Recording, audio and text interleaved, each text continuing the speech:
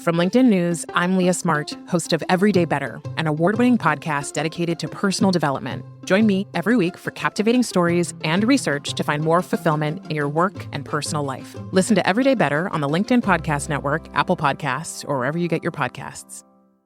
Break language barriers instantly by translating up to 44 languages in real time with the HP AI PC, powered by the Intel Core Ultra processor. With the right tools, work doesn't have to feel like work. Learn more at hp.com/AI PC. Hey everyone, it's Kwame Christian, host of Negotiate Anything, asking you to please do not skip forward because this is not a commercial. Okay, I've got something for you. So we want to hear from you, our incredible listeners, because your feedback is super helpful in making the show even better. We've created a quick and fun form to get to know you, and this is your chance to make the show even closer to what you love.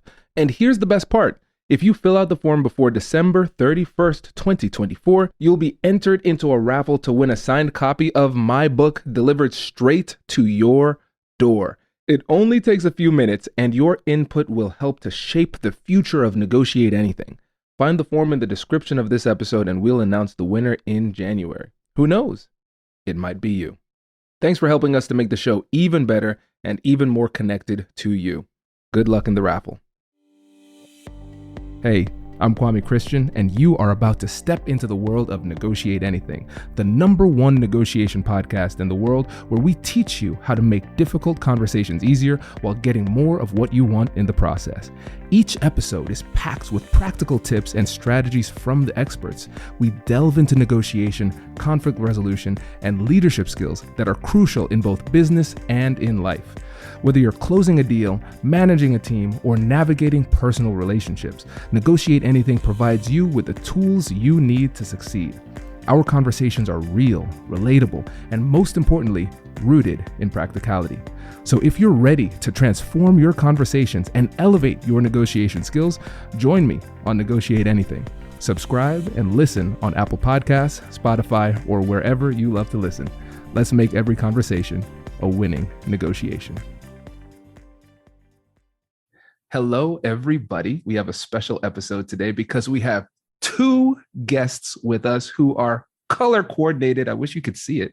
We have Elle and Tim. Thank you both for joining us today.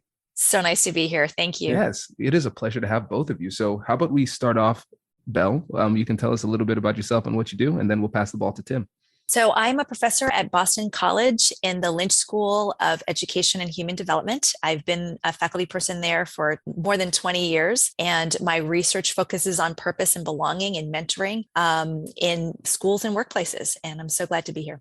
I'm Tim Klein. So I'm a clinical therapist by background, a social worker. And so I've spent the majority of my career working with high schoolers, college students, graduate students, PhD students, people in their lives, really focusing on navigation points and how to find meaning when you're feeling lost. And so I was really on the ground doing the work for a long time. And then Belle and I serendipitously met, and I learned about her research, and we formed this really beautiful combination of using evidence-based research and purpose and belonging, but operationalizing that as a tool to help people find their way. I love this. And you all have come together and created a book. Can you tell us about that too?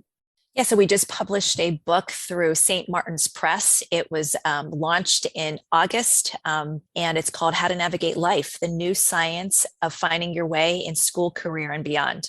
Yeah, and I'd say the reason we had to write this book is because we've been working with high school students, college students, graduate students, and we found everyone is under unbelievable pressure to do the right thing, and everyone knows what they should be doing.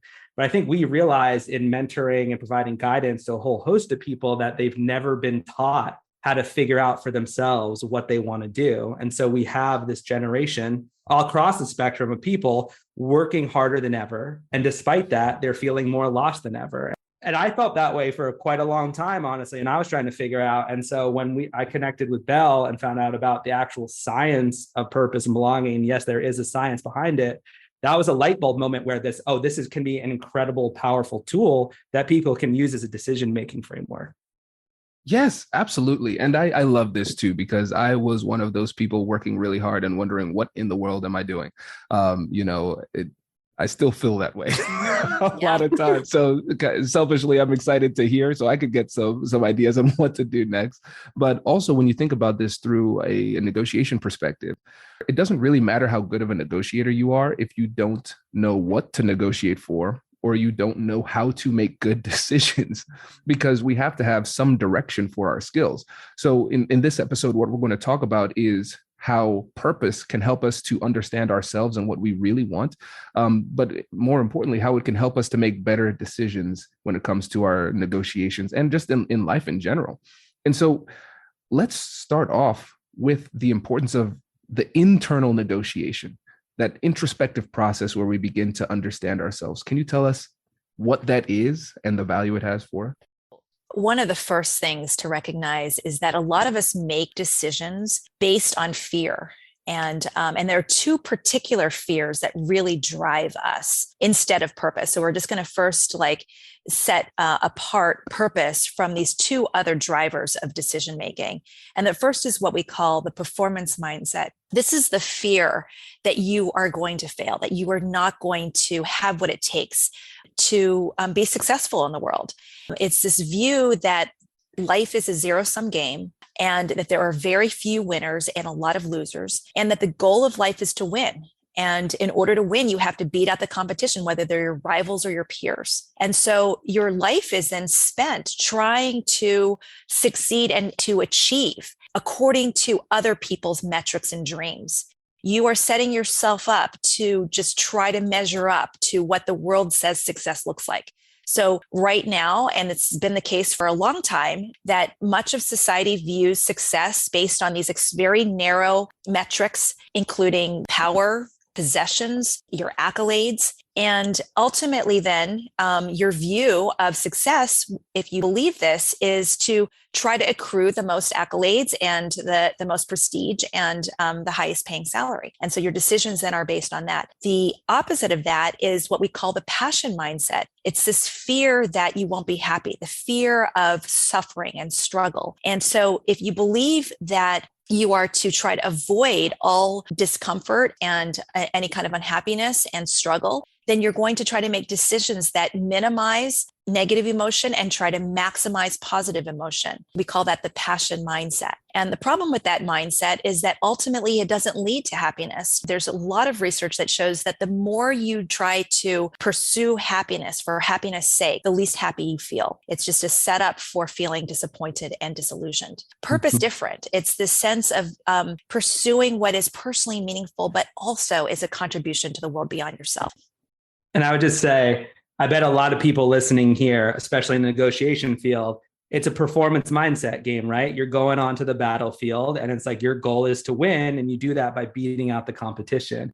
The research actually shows that the more people have, and this is coming out of Belle's Purpose Lab at Boston College, that the more people view life as this zero competitive hyper-sum game, higher levels of depression and anxiety, higher levels of burnout as well. And the reason that is, it's you can go into that first negotiation and your goal is to win, but what is your definition of success after that? So in the performance mindset game, the goal is to be the best. And that means there's one winner, the best negotiator, and then everyone else is a loser. And so you might go in to that negotiation and crush it and win that negotiation. How long does that good feeling last? A week, 2 weeks, 3 weeks, and then it's on higher rung and it's on to the next one. And it turns out what we're seeing now, the performance mindset makes you treat life like a race. And it turns out if you are on a never ending sprint, it's not a question of if you burn out, it's a question of when you burn out. Oh my goodness. We're going to have to stop this interview now because clearly you've been eavesdropping on my conversations with my therapist. My goodness, this is so profound, so profound. You're absolutely right.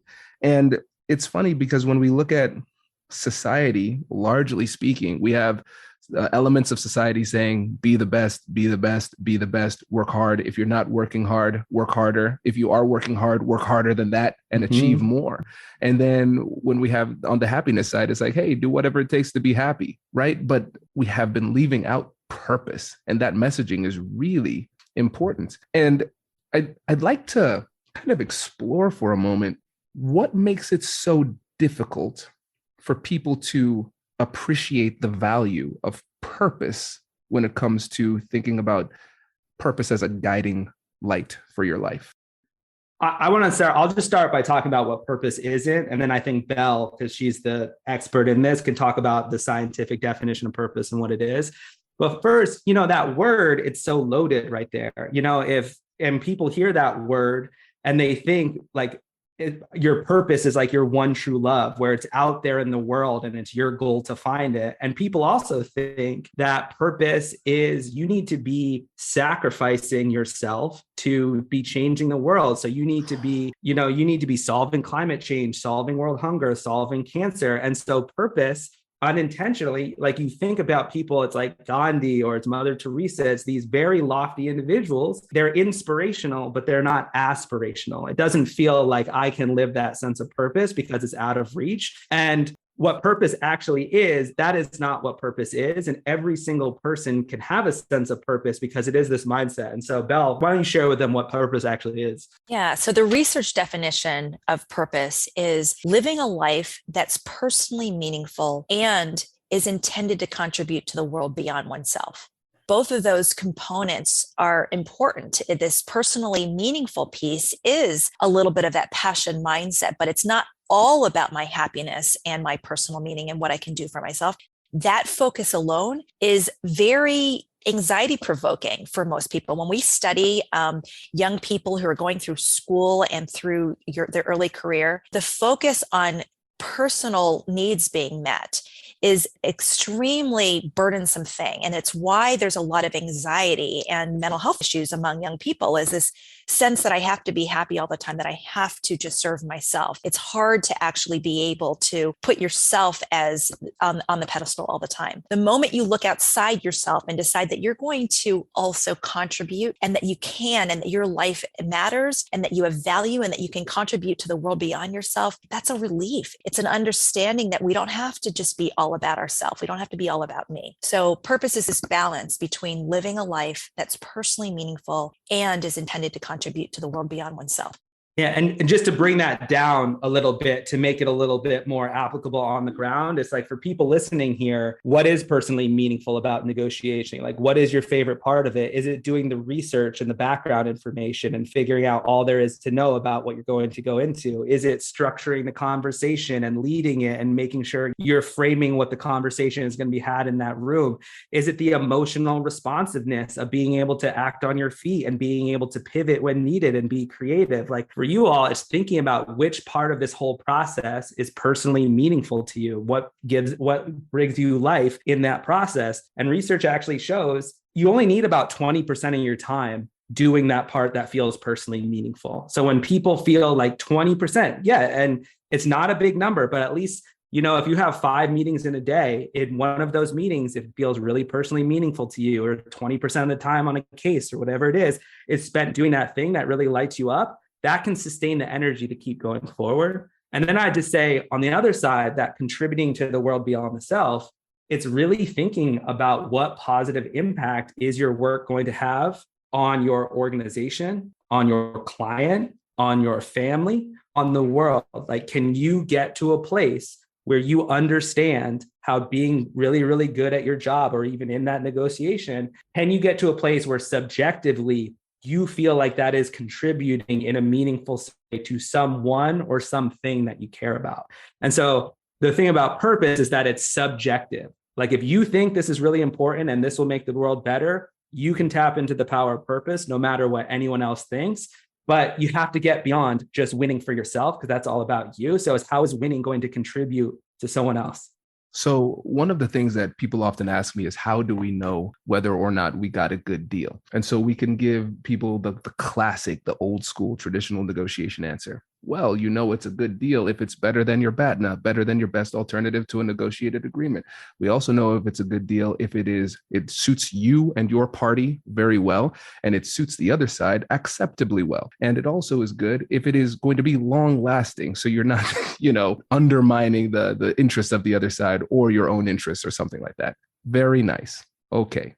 But now let's get a little bit real here. Because when we include that element of purpose, we realized that we could make deals that meet all of those criteria that I just described, but still feel really bad. So what's a good deal or a bad deal? I, Kwame Christian, am in no position to tell you, Belle, or you, Tim, what is a good deal for you, because I don't know what your purpose is. Only you can know that. But the only way you can know that is if you take the time to negotiate with yourself to figure that out. And so I think understanding your purpose is the key to authentic negotiation, but it's the thing that a lot of people are missing. So you can have all the skills in the world, but your skills might be misdirected if you don't have an idea of what your purpose is.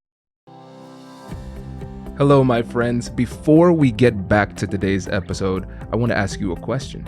Have you ever wondered how to elevate your team's negotiation game and how you can help the folks on your team have better, difficult conversations? At the American Negotiation Institute, we offer transformative keynotes and workshops tailored to empower professionals with top-tier negotiation and conflict resolution skills. Whether it's a keynote for your next event or hands-on training for your team, we've got you covered. Don't just negotiate. Master the art with the American Negotiation Institute. Click the link in the description to find out more. Elevate, negotiate, and succeed. Introducing the HP AI PC, your powerful AI assistant. Easily search through personal files, gain valuable insights, and make smarter, more informed business decisions. Unlock the future of work today with the HP AI PC, powered by the Intel Core Ultra processor. With the right tools, work doesn't have to feel like work. Learn more at hp.com/AIPC.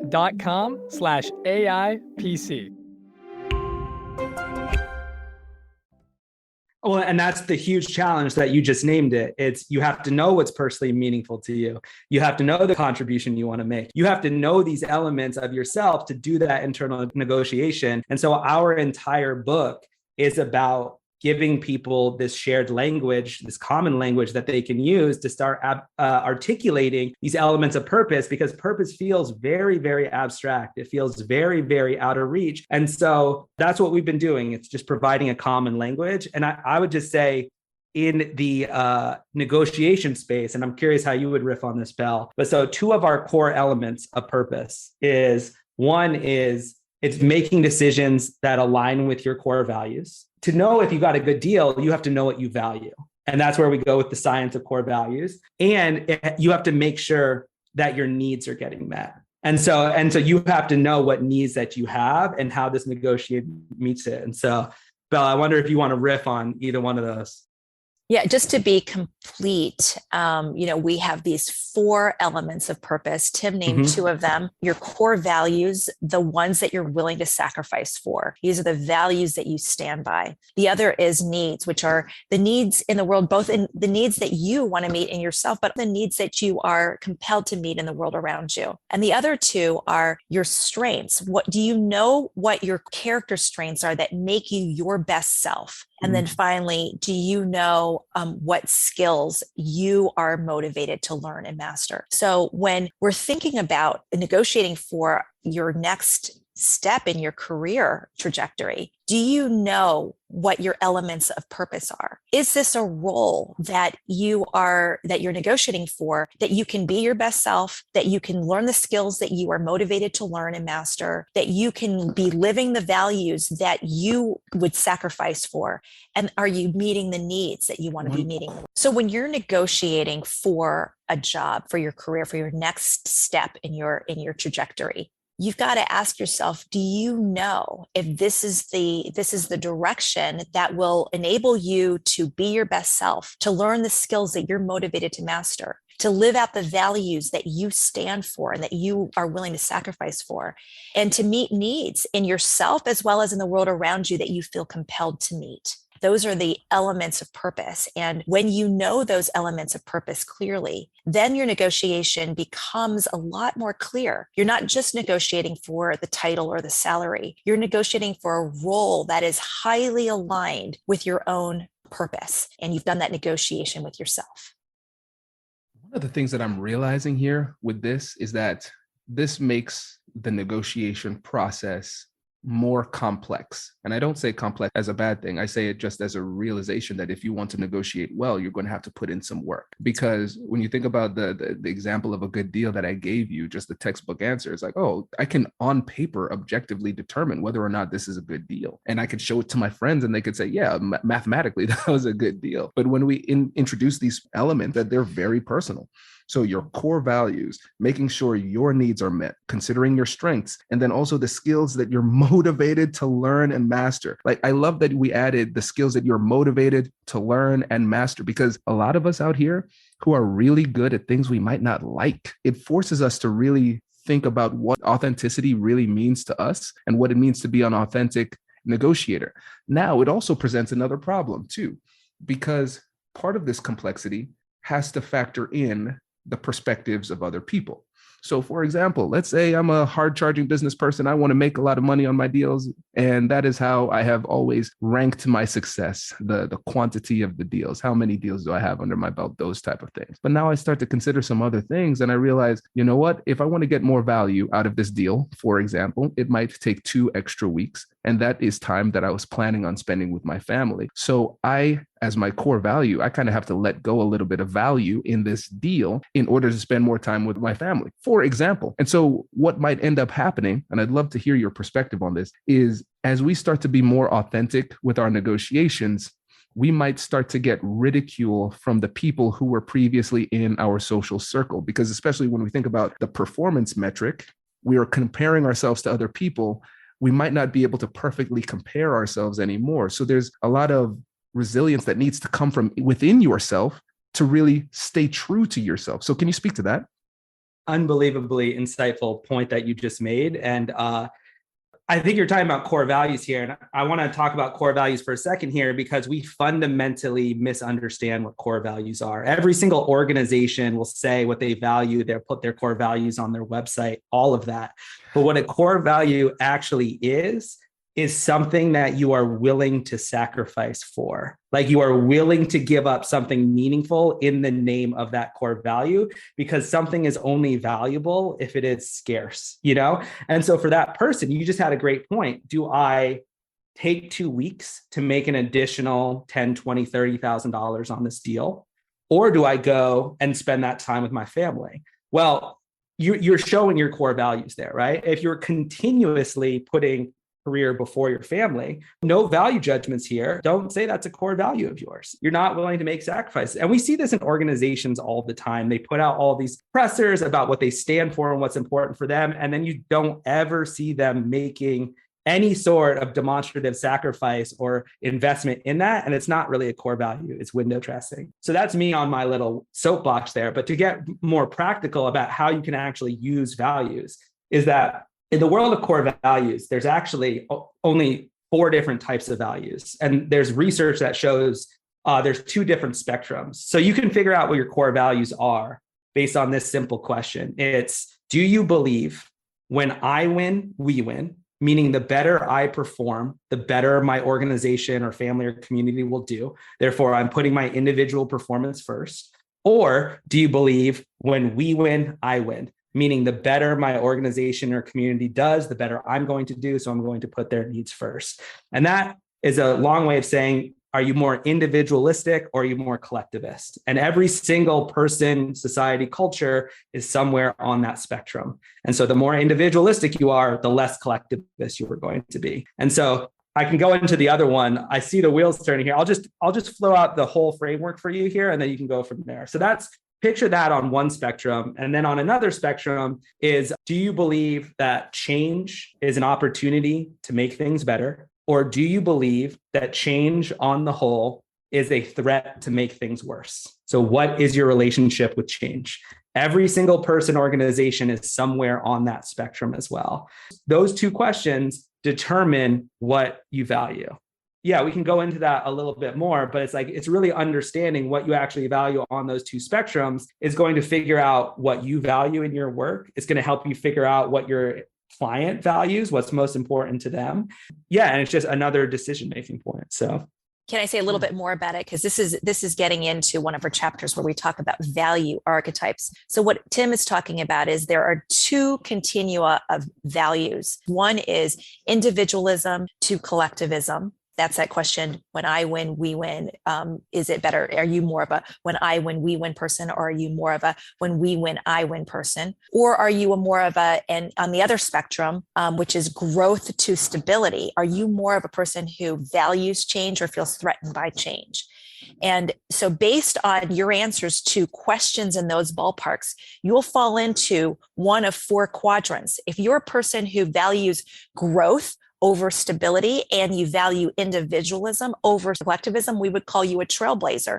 You're somebody who's about pushing the envelope outside of institutions or systems. Sometimes you're willing to sacrifice a lot of things in order to do that. If you're the opposite and you're a person who values stability over growth and values collectivism over individualism, we would call you a guardian. So you're somebody who protects what's tried and true in an organization. You value tradition. You value the way that things have been done, even more than sometimes change and growth. And the other two quadrants are high growth and high collectivism. And that person we call a builder. You're somebody who is about pushing the envelope, but within organization. So you are about change and about moving things to become more progressive, but in order to invite more people in the community into the organization so that others can fit in. And the opposite of that is high individualism, high stability. We call you a champion. You know how to work the system. You do that in an individualistic way, and it ultimately can help the organization as well. So our point of examining these four sort of exemplars or archetypes of values is that every organization needs all of these people. And when we understand what category we are most aligned with, it can be a decision-making kind of tool for us. We can recognize sometimes also when why we might not feel like we're fitting or being valued in an organization or a department. Maybe you're a trailblazer working with guardians and it's creating a lot of conflict in the work setting. And understanding that these are just different values that you're leading with can shift you from a space of conflict to one of compassion and one of being able to value what the others around the table who might have different values, what they can bring to the table as well. This is eye-opening for a number of reasons. First, in all of my years of academia, reading, writing, and everything, I've never heard the plural of continuum. So I appreciate that, Belle. Continua. This was exceptional. Useful little. So this is great. The second thing is, I think that this is going to be really thought-provoking for a lot of people because, Tim, like you saw my body language. I slouched down and my brow was furrowed. I'm on my third page of notes here.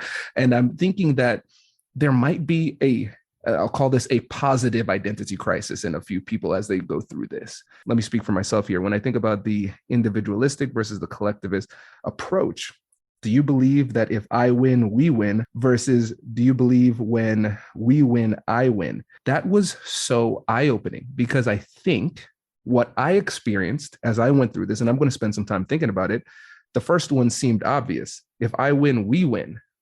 That seemed logically, mentally, it resonated with me. But then when I heard the second one, when we win, I win, that resonated more with my heart. I felt more of a connection with that. And recently I've been thinking, like, who am I really? What am I really? What do I really value? Because in order to get to where I am now, I felt at least like I needed to rack up a lot of accomplishments, awards, and those type of things. It felt more of necessity than anything else. It wasn't out of like enjoyment necessarily. It felt like oxygen. And each win was just holding me off until the next one. Like I felt like I needed to do it. But when I think about the things that are really moving to me, it's the impact that we have as a company where we collectively work together and help people. It's not even the revenue generation aspect. I mean, the revenue generation helps us to do things like this, be super generous with the podcast. That's what I really like doing.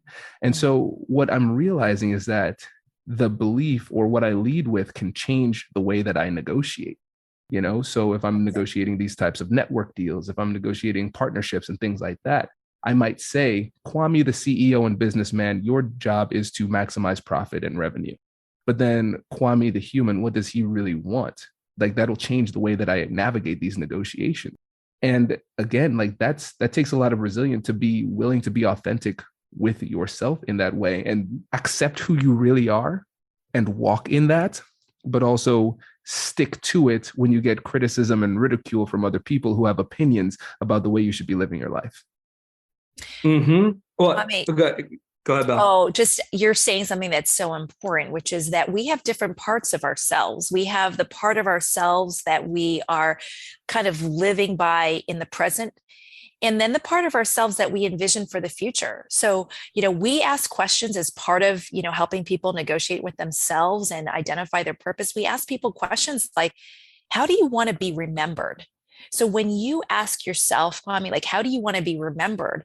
That the answer to your questions, the questions about what your core values are, might shift from the way you're operating today. And this is not a judgment, but it's helpful to know that, and Tim can talk more about this, that the research shows that when our future oriented self is highly aligned with our present oriented self, that we have higher levels of mental health, that we ultimately may even perform better in our work when we are highly aligned with that future aspirational self that we want to be. Yep. And I would just say, I would challenge you a little bit, Kwame. Do those have to be different things? Are they diametrically opposed? And so and maybe they are, maybe they're not. I don't know. But I think the question people should ask is, how can I add value in a way that aligns with what I value? And if people here are struggling, your body will tell you. So our core values are an invisible operating system that tells us how to negotiate micro decisions at a subconscious level all the time. And so if there's something that you are struggling with or something that's not sitting right with you, it can be a signal that it might be conflicting with your core values. Typically, we're only aware of our core values when they've been violated. And so that can be an opportunity for people. But to go into the science a little bit of what this does, if you ask yourself the question, how do I want to be remembered as a person? What do I want to stand for? And if you can answer the question, what do I want to stand for as a person and professional, you're going to get to some of those core values. And the research shows that when we activate our core values, when we think about them, our brain has a risk part of our brain and a reward part of our brain.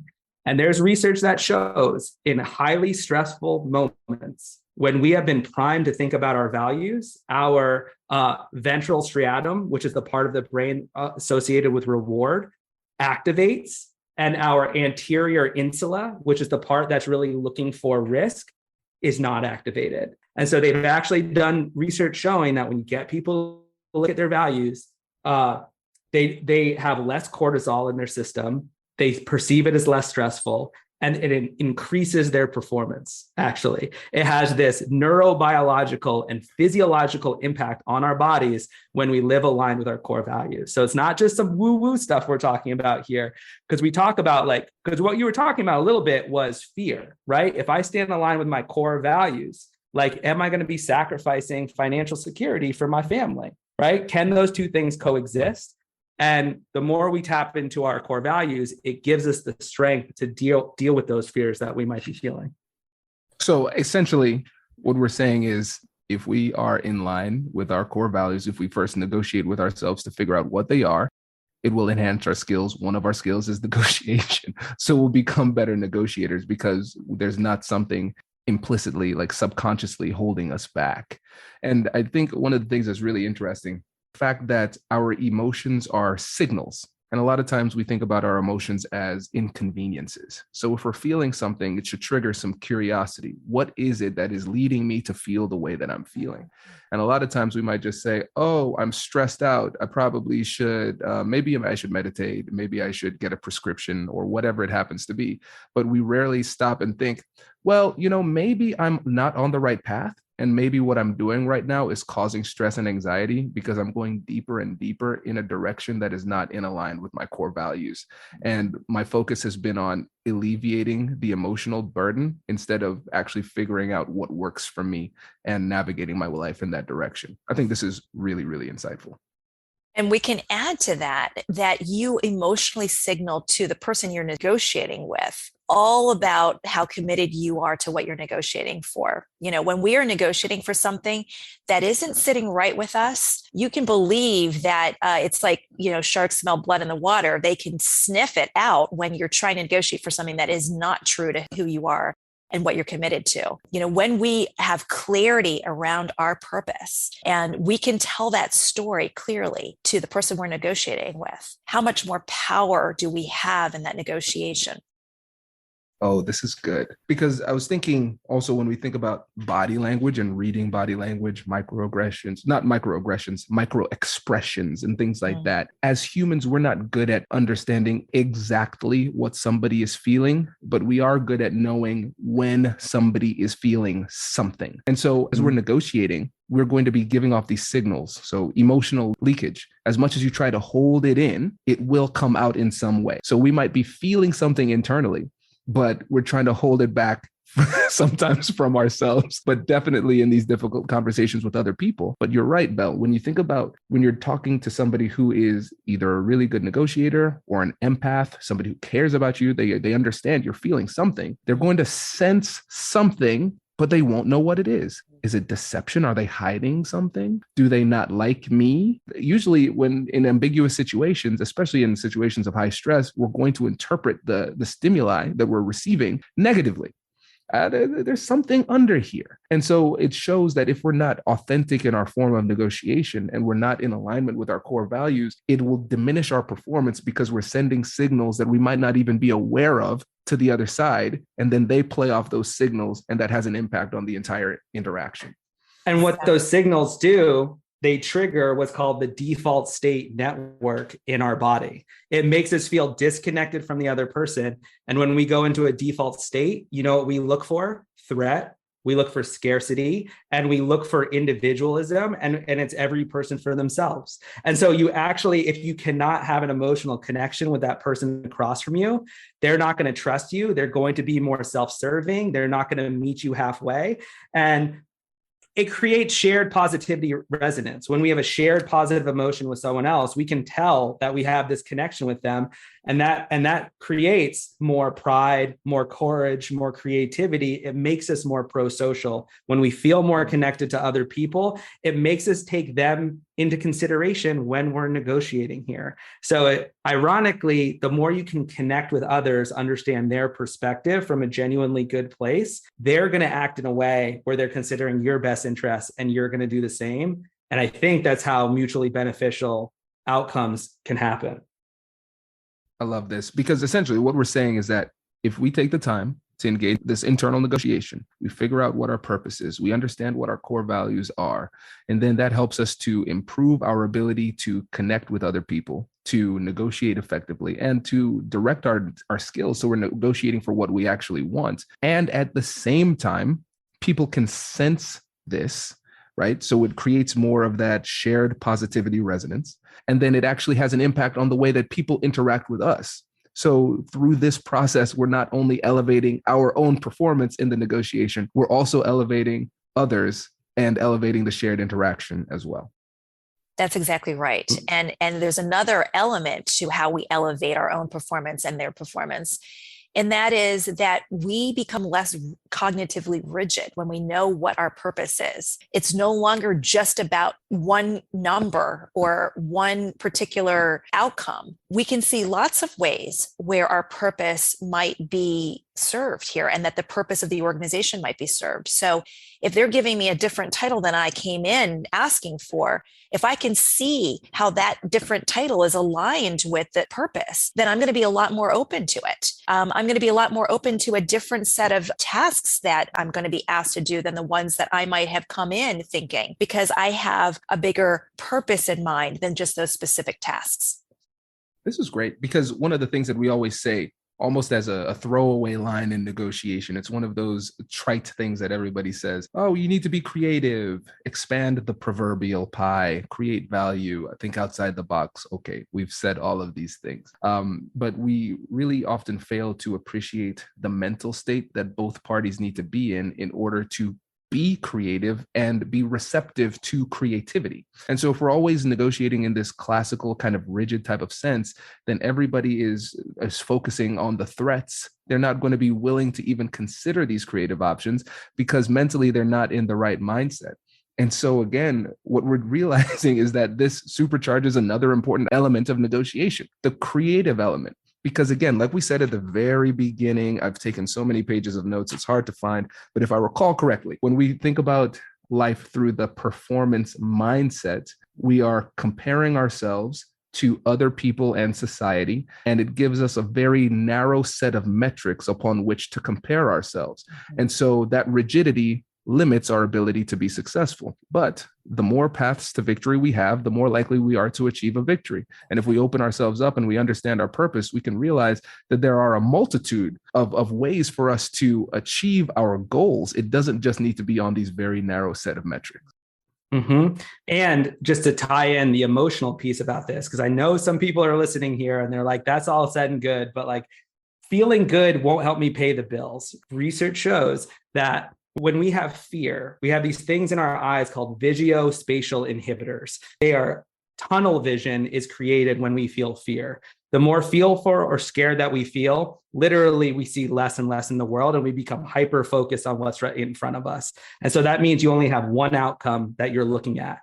When we feel joy, what happens? It takes down those visuospatial inhibitors. When we are feeling moments of joy and creativity and connectedness, we physiologically see more of the world. And when we see more of the world, we can come to more creative solutions here. So again, this is not just two therapists who love emotions saying that you should be doing this here. There's some very complex things happening in the body that make sense here. So I think what we're trying to do in our work, in our book, is show people that the right thing to do, to live by our values, to genuinely try to help other people, if you can commit to that, the right thing to do is also the smart thing to do. It's actually going to make you more successful. It's going to make you more fulfilled in your career. But we live in a world of such scarcity right now. It feels so scared to do that. It feels like if you are not the top 1% in your field, that you're not going to make it. It can be so hard to break away from that fear to do it. And so we just have tons of compassion for people who might be grappling with that right now. This is exceptional. I appreciate this. I know there's the curious Kwame who's like, keep asking more questions. This is for you now. Okay. But there's also the podcast mind who's like, okay, we have to have some level of uniformity in the length of these episodes. So this has been really great. But let's just say this, remind the listeners about the book, and let them know how they can get in touch with you, how to connect, but also just give them one little piece of advice before you go. So our book, again, is called How to Navigate Life, the New Science of Finding Your Way in School, Career, and Beyond. And you can find it wherever books are sold. We're so glad to be able to share some of the high points of our book today, but there's a lot more in there, very practical tips and strategies for negotiating with yourself and identifying and discovering your purpose. In terms of like one sort of take home, I would say that the delightful thing about purpose is that you already have everything you need within you. This is not something that you have to go out of yourself and, just strive to find.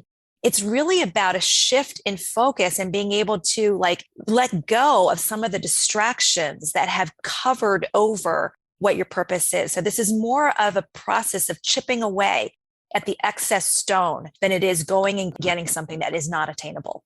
I would just say people, if they want to start with it right now, take out a pen and paper, put 4 minutes and 30 seconds on the timer on your phone, and just ask yourself the question, how do you want to be remembered? And if you can just go on that and just don't stop writing until you hear that timer beep, it's going to make purpose feel so much more attainable, so much more realistic, because you're writing a blueprint for the person you want to be remembered for.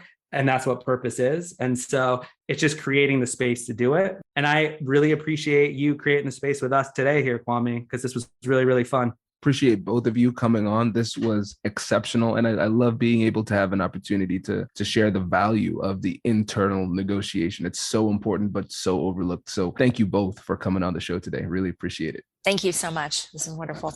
Thanks, Kwame.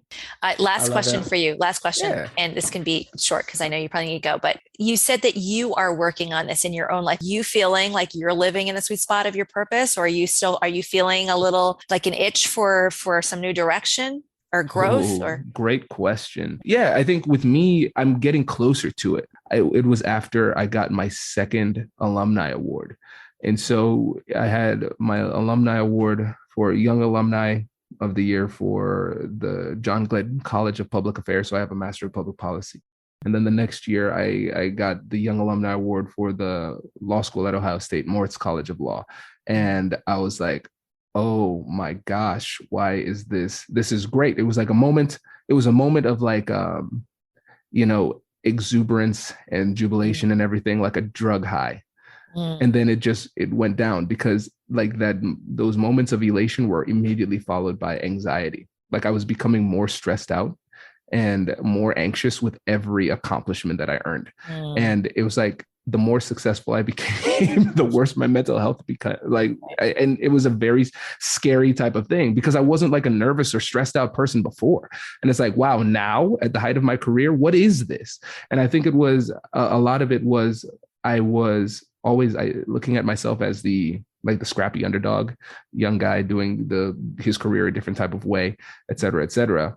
And I'm like, I'm going to prove people wrong. And then I start winning these awards. I'm like, oh my gosh, who am I now? Because I was trying to prove everybody wrong. And now they're like, hey, Kwame, you win. We see you as a winner. I'm like, oh my gosh. Well, I guess it wasn't for them. The person I still haven't proven myself to is myself. What is missing? So now I'm a little bit more comfortable realizing that I think there was a bit of that immigrant work ethic in me, being a first generation American. Pushing really, really hard. And then also I felt like there was a little bit of insecurity as it related to not feeling like I was enough. And I thought those degrees and all of those awards would help. And then when I realized that it wasn't, that was really, really scary. But now I realize that I'm cool with being chill Kwame, a bit more relaxed. And my main focus is just making sure that we can be as generous as possible and help other people, regardless of the numbers and the finances. Can you just say that one more time? Just say the last thing you said again, because that was the thing. Yeah. So it was just being as generous as possible, regardless of the consequences. And I think that's good as a person, and it creates challenges as a CEO, because I'm thinking about what's required to be a good CEO and really, really good at business. And I can learn it. I can do it. I've done it. But the business side of things, it doesn't bring me joy like the podcast does, like speaking does, that helping people does. And so now it's thinking about what's the next chapter, like coming to terms with the fact that I don't think I'm the leader that takes A&I to the next level.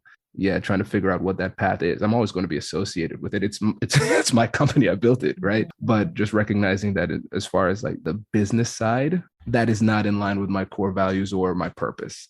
There's so much truth in what you said. And part of the unspoken piece is the courage that it takes to pursue purpose, because you're talking about potentially leaving something, closing the door to something that has enormous meaning to you, but it's not your best meaning. It's not your highest purpose. And so it's going to require loss and sacrifice to follow your purpose. Sounds like to me, you're shifting from a founder-led organization to a mission-driven organization where, it's like you're stepping into a different role. What does that look like for you? Suddenly the future, it's harder to picture. It's harder to envision. And uncertainty leads to doubt. Our program at Boston College is called True North. And we kind of see whatever you're doing, like whatever the next thing Kwame does is you ask yourself, am I using the strengths that make me my best self? Is there opportunity to grow the skills I really care about? Can I make a positive impact on people? And can I do it in a way that aligns with my core values? Is it hitting that constellation of a purpose? You're headed in and I'm talking to myself as much as I'm talking to you because I'm on a stiller, but you're headed in the right direction, even if you don't know exactly where you're going, because it's just like, and that's what the North Star does, right? It's like, I don't know where this is going, but I know I'm heading in the right direction. And I have faith and confidence that I'm doing the right thing for the right reason. And that's the only way we can go. And there's peace in that. Yeah. And you're going to be wildly successful. And it's going to be fun. It's going to be an adventure versus the linear path. Wait. Now, before you sign off, I have something to tell you that I've never told you before. Just kidding. I've told you before, but you should listen to it again. I want you to know about Negotiate Anything Premium. Imagine all of the things that you love about our traditional feed, plus so much more. I know you like our traditional feed because you're at the end of the episode. And with Negotiate Anything Premium, you'll get more bonus content you've been asking for, more of the expert insights that you can't get anywhere else, and more exclusive behind-the-scenes access into every conversation. Are you ready to get more of what you want out of your life, career, and every conversation? With Negotiate Anything Premium, you'll have access to more high-level, custom-designed content and insights, giving you the tools you need to negotiate higher salaries, better deals, and better relationships in your life and career. Once I had a listener share that Negotiate Anything helped her to negotiate a $53,000 raise. Could this be you? What would that mean for your life? I've seen firsthand the impact this model has had on my life and the lives of my corporate clients, and I am confident that it can do the same for you. Are you ready to negotiate more of the best things in life? Click the link in the show notes to learn more. I'll catch you later.